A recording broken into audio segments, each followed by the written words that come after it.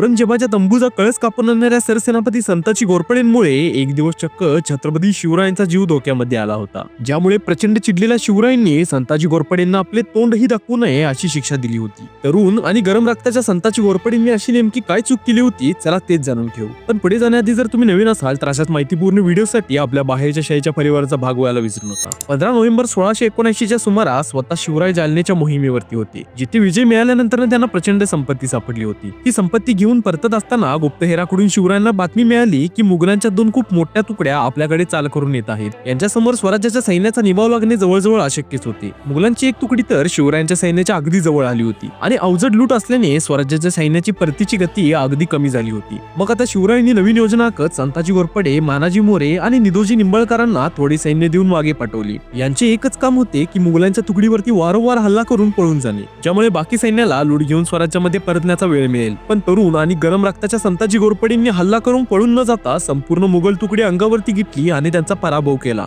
आता यामुळे झाले असे की मागून येणाऱ्या मोठ्या मुघल तुकडीला स्वराज्याच्या सैन्याजवळ यायला अधिक वेळ मिळाला। संताजींच्या या छोट्याशा चुकीमुळे आता शिवरायांसकट सर्वच मराठ्यांना धोका निर्माण झाला होता। यामुळे आता सर्वच मराठा सैन्याला पाठीमागे फिरून युद्ध करावे लागले, ज्यामध्ये मराठ्यांचा विजय तर झाला पण 4000 मराठे मारले गेले। या लढाईमध्ये स्वतः शिवरायांनाही दोन्ही हातामध्ये तलवारी घेऊन युद्ध करावे लागले होते।